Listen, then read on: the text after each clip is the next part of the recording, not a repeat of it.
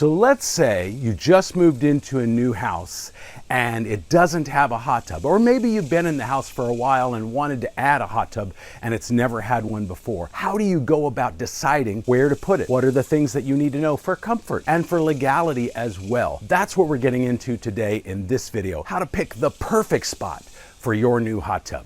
Hi, I'm Jeff Campbell from Hot Tub Owner HQ, and I'm glad you're here with me. So the first question people want to know is about how far away from your house should a hot tub be? And in this particular instance, I'm talking about comfort. I'm not talking about legality and GFCI boxes and things like that. I am going to cover that a little bit later in the video though. But from a comfort standpoint, think about getting to and from your hot tub, especially if the weather's not great, if it's raining, if it's snowing, because it's awesome to be in a hot tub when it's snowing outside or when it's cold weather.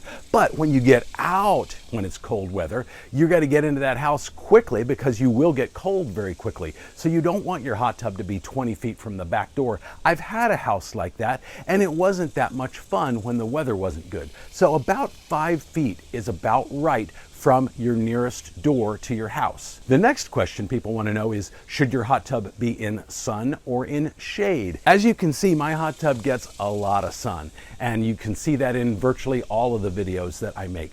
I didn't have a choice in this. This hot tub was here when I bought the house. But if I was putting a hot tub in, I would probably put it in a more shaded area, or really I could add some sort of covering to this. However, at nighttime, it is kind of nice to be able to look up and see the stars. So it's kind of a quandary, and I've never really done anything about it. But here in June in Central Texas, I'm definitely not soaking in the middle of the day when it's super hot outside and the sun is beating down on me. So in an ideal world, shade or partial shade would be best. But I wouldn't put it under a tree because you're going to be constantly battling leaves and debris in your hot tub. I have enough of that from the tree that's adjacent to my hot tub. If it was actually hanging over the hot tub, I would be spending a lot of time cleaning leaves and debris out of my hot tub, and I just don't want to do that. So do have some sort of shade ideally, but not tree-based. The next question people want to know is how much room should you leave around a hot tub? And the short answer is about 30 inches minimally. That's almost 3 feet. So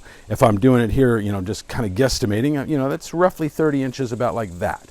And as you can see on this side and the back side of my hot tub, I don't have that. But again, this hot tub was here when I moved in. I didn't have a choice in that matter. But if I did have to get to the panels on that side or this side, it would be really problematic.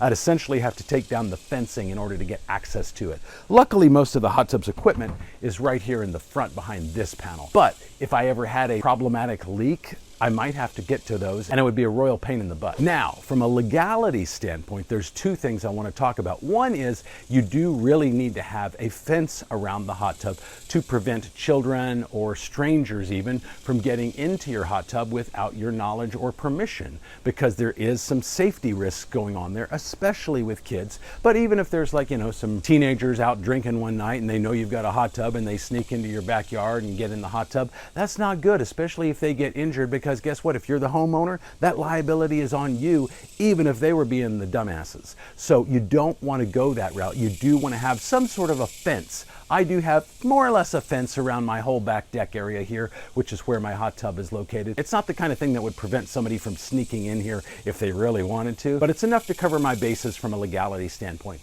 The next thing, though, that you do need to know is hot tubs typically require a GFCI box. That's basically a small breaker box that trips the breaker in the event of some sort of an electrical issue. That breaker box needs to be located within about 5 feet of your hot tub. And then in turn, that box gets wired into your main breaker panel. So from an electrician's standpoint, you do want that GFCI box to be relatively close to the main breaker panel if possible, which of course means that your hot tub also needs to be relatively close, because the longer a cable has to be run by an electrician, the more costly that could get. The other thing, and I learned this the hard way, the other thing you need to know is it's really good to have an open breaker slot in your main breaker panel, because if you don't, don't, you're going to either have to replace that whole panel with a larger one or do some sort of jumper on breakers, some sort of jury-rigged system, and that can get very expensive when we're talking about electricians.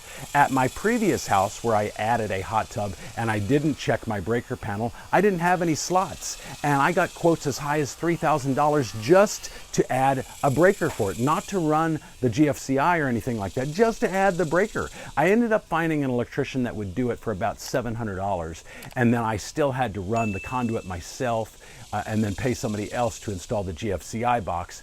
But it can be very costly if you don't check that out. So look in your main breaker panel, make sure you've got a 50 amp space available to put that 50 amp breaker.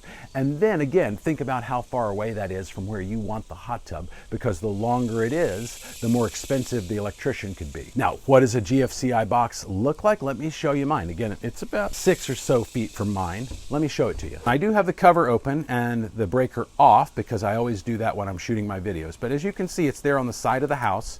You can see the conduit kind of running down below the deck, and then my hot tub is just right there. Now, normally you would have to trench that conduit cable going from the GFCI box to your hot tub. In my case, because my hot tub is on a deck, it's not done that way because the breaker is located right next to the edge of the deck. So they simply ran the conduit underneath the deck. But normally you would actually trench usually 18 inches down into the ground, but local codes do vary. You will want to check what the local building codes are where you live to make sure that you're in compliance. But 18 inches down into the ground, you can rent a trencher from someplace like Home Depot. That's typically what is going to be required. Now, I did just mention that my hot tub is on a deck, and that is true. A lot of people, though, do think that a hot tub has to be on concrete, and that's not really true. I've had a hot tub on pavers before. I've had it on decks 3 times, and you can also put it even on gravel or other surfaces. You don't ever want to set it on bare ground. That's not a good idea, and the surface that you do choose does need to be level. If you do put it on a deck like mine is, it may need to be reinforced. I do have another video where I completely walk you through how to know if your deck can support a hot tub. So if you want to check out that, look for that card right up here right now, where I walk you through exactly what you need to know to determine if your deck has to be reinforced or if it's good exactly the way that it is. Now, I have talked about breaker panels and GFCI boxes and things like that, but some people do want to know, can I just plug my hot tub into a regular household outlet? And the short answer is yes, if you are buying a 110 volt hot tub, what they traditionally call a plug and play hot tub. Mine is not like that. Mine is a hardwired hot tub, 220 volts. That's why it requires the GFCI box, which runs to the main breaker panel. But if I had bought a 110 volt hot tub, and a lot of times they look very similar to this, but inflatable hot tubs operate the same way, any of those can be plugged into a standard 15 or 20 amp household outlet. It ideally would be a GFCI outlet. That way it trips the breaker in the event of some sort of an electrical issue. The other thing to know about that, well, there's actually 2 things you need to know. One is they do typically come with a 15-foot cord, and you should not use an extension cord from that. So you do want that outlet to be more or less within 15 feet of the hot tub and not pulled too tight either. The other thing that's really crucial to know about plug and play hot tubs or any 110 volt hot tub, including inflatables, is that you can't run the heater and the jets at the same time. And if you are using your hot tub for a long time, especially when it's cold outside and you're running the jets, just know that that water temperature may start to drop some because the heater's not able to kick on if you are running the jets. So it can be less energy efficient, can increase your electric bill a little bit as well because of that lack of efficiency. But you definitely can plug those into a standard household outlet. Again, 15 or even 20 amp is more common and more recommended as long as it's a GFCI outlet. If you want to know more about the ins and outs of hot tub electrical requirements, I do have another video that walks you through that step by step, just so you know every single detail that you need to know before you get going. And if you're in that boat, I want you to watch this video right up here on my channel. But for now, I'll see you in the next video.